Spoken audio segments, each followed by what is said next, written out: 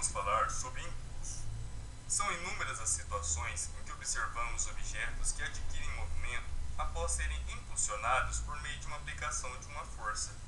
Então, para haver impulso, é necessário que uma força atue sobre um corpo durante um certo intervalo de tempo.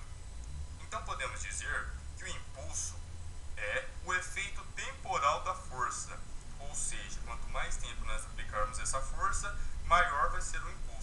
E podemos calculá-lo por impulso, que representamos pela letra I, é igual a força vezes ΔT. Nesta equação, F é uma força constante e o ΔT é o intervalo de tempo durante o qual atua essa força. A unidade de impulso no sistema internacional é Newton por segundo. Observe que o impulso é uma grandeza vetorial, que assume a mesma direção e o mesmo sentido da força F que é exercida no corpo. Quando em um sistema a resultante das forças aplicadas for diferente de zero, ela sofrerá variações em sua velocidade. E dizemos então que o impulso da resultante das forças aplicadas em um corpo é igual à variação da quantidade de movimento que ocorre com ele. Ou seja, o impulso da força resultante é igual à quantidade de movimento final menos a quantidade de movimento inicial. E também podemos escrever que o impulso da força resultante é igual à variação da quantidade de movimento. Existem situações onde é necessário aumentar a quantidade de movimento. Um exemplo disto é ao empurrar um carro. Mesmo que nossa força não aumente, quanto mais tempo exercermos essa força, ao empurrá-lo, maior será o seu impulso e, consequentemente, maior será a sua quantidade de movimento.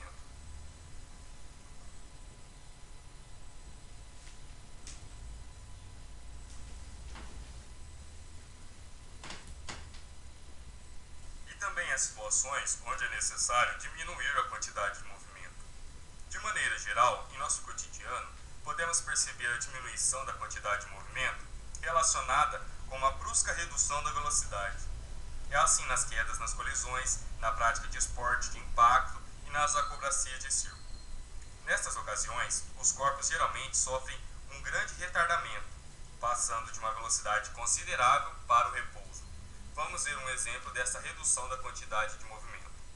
Imagine que irei soltar essa xícara de massa de 30 gramas, que vai cair no chão duro, atingindo com a velocidade de 5 metros por segundo. Vamos supor que o tempo de interação da xícara com o chão seja de 0,01 segundos. Podemos calcular a força média trocada entre a xícara e o chão ao meio da seguinte expressão, que impulso é igual a força vezes ΔT, sabendo que a quantidade de movimento final é nula, pois a xícara para. Então teremos que impulso é igual à quantidade de movimento final menos a quantidade de movimento inicial. O impulso podemos escrever como força vezes ΔT. É igual a zero, que é o valor da quantidade de movimento final, pois ela fica em repouso, menos a massa vezes a velocidade. Então mantemos a força, que é o que queremos encontrar, colocamos 0,01, que é o tempo de interação com a xícara com o solo, é igual a menos 0,03, que é a massa da xícara convertida para quilo, vezes 5, que é a velocidade com que ela atinge o solo. Então temos que a força vezes 0,01 é igual a menos 0,15. Fazendo a divisão, vamos ter que a força da xícara com o solo é de 15 newtons. Se em vez de cair no chão duro, a xícara caísse sobre um tapete macio, por exemplo, haverá uma mudança no tempo de interação dela com o solo, que aumentará, por exemplo, para 0,1 segundos.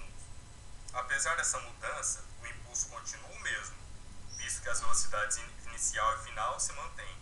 Sendo assim, teremos, como já vimos, então vai ser força vezes ΔT é igual a zero menos massa vezes velocidade. Continua o zero porque ele também termina a sua quantidade de movimento em repouso. Então vamos ter que força vezes 0,1, que é o nosso ΔT, é igual a menos 0,03 vezes 5. Fazendo essa divisão, vamos ver que a nossa força é de 1,5 newtons. Isso significa que com um aumento de 10 vezes no tempo, implica uma diminuição de 10 vezes também na proporção da força trocada entre os corpos, que neste caso é o chão e a xícara. Então, a probabilidade dela se quebrar diminui bastante.